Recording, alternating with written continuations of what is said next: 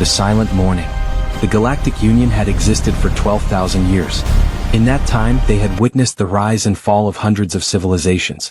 They had protocols for everything. Treaties for trade. Guidelines for first contact. And compensation packages for tragic accidents in deep space. Earth was new to this ancient club. Humanity had joined the Union only 40 years ago, and most species still considered them newcomers. Young. Emotional. Unpredictable. The kind of species that needed careful management and gentle guidance from their wiser galactic neighbors. That's why nobody expected what came next. The loss. The colony ship Dawn's Promise had been humanity's proudest achievement. A vessel 3 kilometers long, carrying 50,000 people to a new world called Haven's Rest. Engineers, teachers, families, dreamers.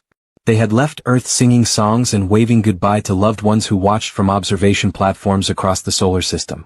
16 months into their journey, the ship vanished. No distress call. No debris field. Just silence where there should have been regular check-ins and excited transmissions about the journey. The ship disappeared somewhere in the Hollow Drift, a region of space known for unusual gravitational anomalies but considered safe enough for travel. The Galactic Union expressed their condolences. The Ctheran Collective, whose territory bordered the Hollow Drift, offered their standard compensation package. 3 million credits. Resettlement assistance for the families of the lost. An official apology drafted in 17 languages. They expected Earth to grieve quietly. To accept the tragedy as the cost of exploring the stars. To sign the paperwork and move on. The investigation. Captain Diana Reeves didn't do quiet grief.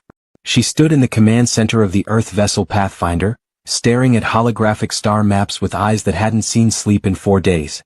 Her coffee had gone cold hours ago, but she kept drinking it anyway. Around her, a team of analysts worked in focused silence. Diana had lost her brother on the Dawn's Promise. Marcus Reeves, chief botanist, who had spent his whole life dreaming of growing Earth plants under alien suns. His wife. His twin daughters, barely 8 years old. All gone. But Diana wasn't just mourning. She was hunting. "Captain, you need to see this," Lieutenant James Park called out from his station. He was the team's specialist in analyzing subspace communication patterns. Diana crossed the room in 3 long strides. "What do you have?" Park pulled up a series of signal readings. "I've been analyzing background radiation from the Hollow Drift for the past 6 months. Look at this spike here, 3 days before Dawn's Promise went silent." The holographic display showed a massive energy surge. "Not natural. Not random. That's a weapons signature," Diana said quietly. "Yes, ma'am. And it matches Ctheran disruptor technology. Military grade." The room went silent. Other analysts stopped their work and turned to listen. Diana felt something cold settle in her chest. "You're telling me the Dawn's Promise didn't disappear in an accident?" "No, ma'am. I'm telling you it was destroyed. Deliberately. The quiet preparation." Earth's response was not what the Galactic Union expected. There were no angry broadcasts. No threats transmitted across diplomatic channels. No heated demands for justice at the Union Assembly. Instead, Earth went quiet. Too quiet. Ambassador Tlora of the Ctheran Collective found this suspicious. She had served as a diplomat for 300 years and had seen countless species react to tragedy. Humans were supposed to be emotional. Loud. Demanding immediate action. This silence felt wrong. She sent a message to the Union Council. "The humans are planning something. I recommend observation." The council, made up of 8 elder species, dismissed her concerns. "They're grieving," Council Speaker Verith replied. "Let them mourn in peace." But Tlora wasn't convinced. She had studied humanity during Earth's admission process. She had read their history. Wars that spanned continents. Conflicts that reshaped their entire world. Humans didn't just grieve. They remembered. And they acted. The discovery. Diana stood in the briefing room of the newly constructed Earth Defense Command Station orbiting Mars. The room was filled with military officers, government officials, and intelligence specialists. On the wall behind her, evidence floated in holographic displays. Signal patterns. Energy signatures. Flight trajectories. Dawn's Promise was intercepted here. She pointed to a location in the Hollow Drift. 3 Ctheran military vessels ambushed them. The attack lasted 7 minutes. There were no survivors. A government official leaned forward. "Why? What possible reason would the Ctherans have to attack a civilian colony ship?" Diana pulled up another display. "Haven's Rest, our destination world. We didn't know this when we launched, but our surveys were incomplete. Haven's Rest sits on top of the largest deposit of trilithium crystals ever discovered. The Ctharans knew. They wanted the planet and we were in the way. Anger rippled through the room. But it was controlled. Focused. Admiral Chin, head of Earth's combined fleet, spoke quietly. What are our orders? The Secretary General of Earth stood up. A woman named Sarah Kamani, who had led Earth through its first 4 decades in the galactic community. Her voice was steady. We will not demand justice through words. We will not beg the Union Council to investigate. We will show them what humanity does when our family is murdered. She pressed a button. Every screen in the room lit up with a single image. Ships. Thousands of them. Filling Earth's orbital space like a swarm of metal stars. The reveal. The Galactic Union didn't notice at first. Earth had been building quietly. Retrofitting civilian vessels. Activating old military craft. Manufacturing new warships in hidden shipyards on the dark side of the moon and in the asteroid belt. By the time Union sensors picked up the massive fleet gathering in Earth's system, it was too late to stop what was coming. 7,000 ships. The largest human fleet ever assembled. Ambassador Tlora watched the sensor readings with growing horror. They're not mourning, she whispered. They're preparing for war. Diana Reeves stood on the bridge of her new command, the battleship Remembrance. Around her, 6,999 other ships waited for the order to move. All ships report ready, Captain, her communications officer announced. Diana looked at the star map. At the hollow drift where her brother had died. At Ctharan space beyond it. Send a message to the Galactic Union Council, she said. Tell them Earth is coming. Not for war. For answers. And we won't be ignored anymore. The fleet engaged their drives. 7,000 points of blue-white light flared in Earth's orbit. The galaxy had expected silence from Earth. Instead, the sky turned human. And nothing would ever be the same. The sky turns human. The Galactic Union Council chamber had stood for 8,000 years. Built from crystallized starlight and quantum-locked matter, it floated in neutral space, equidistant from all major civilizations. Today its walls trembled. Not from weapons. From the sheer mass of 7,000 human ships holding position just outside the diplomatic zone. Council Speaker Vareth stood before the assembly, his 4 eyes flickering with uncertainty. In all his 6 centuries of service he had never seen anything like this. The humans hadn't fired a single shot. They had simply arrived. And waited. The demand. Diana Reeves materialized in the council chamber via holographic projection.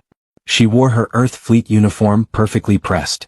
Her face was calm, but her eyes held something that made even the eldest species shift uncomfortably. Honored Council, she began, her voice carrying across the vast chamber. Earth comes before you not as supplicants, but as equals demanding truth. Vareth cleared his throat. Captain Reeves, this display of military force is highly irregular. The Union has protocols for.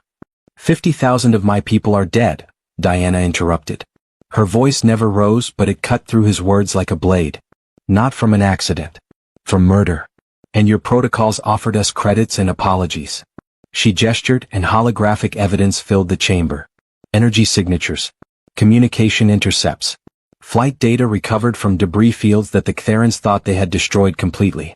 The Dawn's Promise was deliberately targeted and destroyed by Ctharan military vessels. The attack was premeditated. The cover-up was systematic. And your Union knew. Chaos erupted in the council chamber.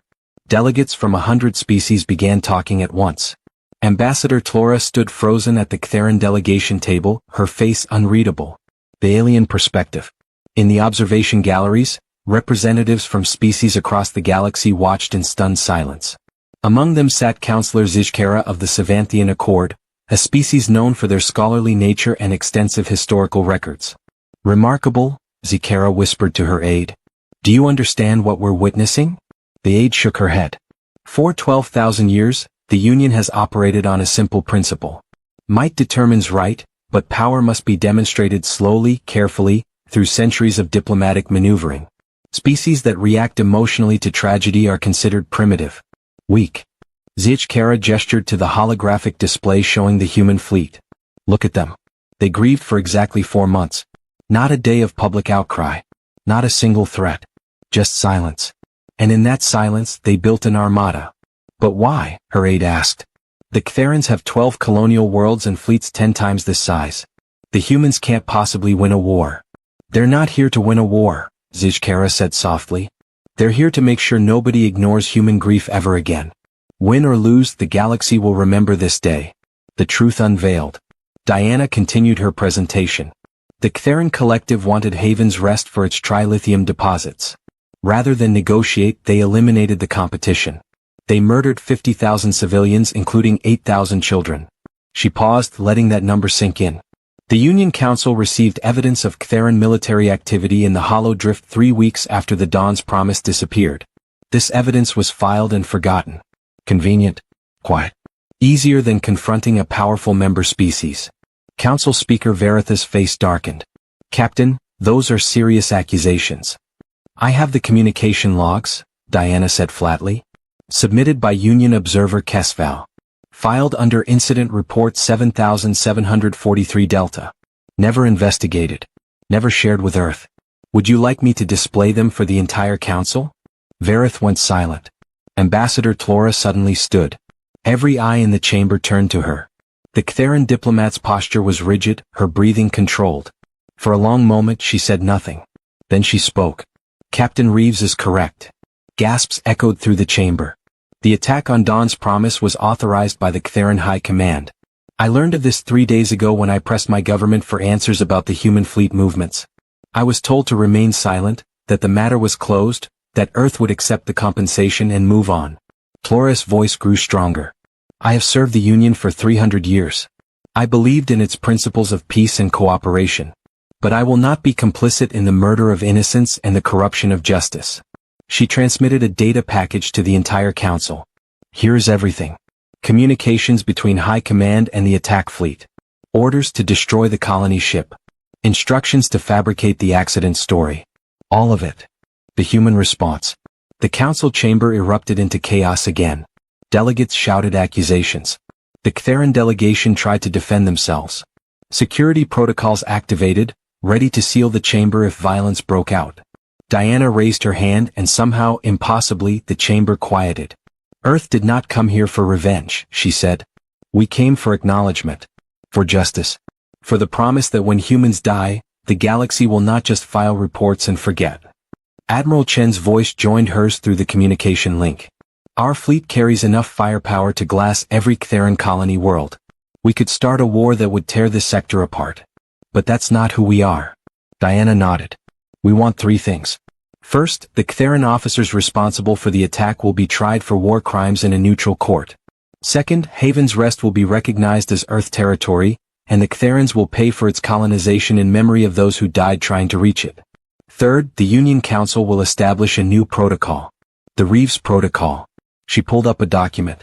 Any attack on civilian vessels will trigger immediate, mandatory investigation by a neutral third party. No filing and forgetting. No convenient silence. Justice will be public, transparent, and swift.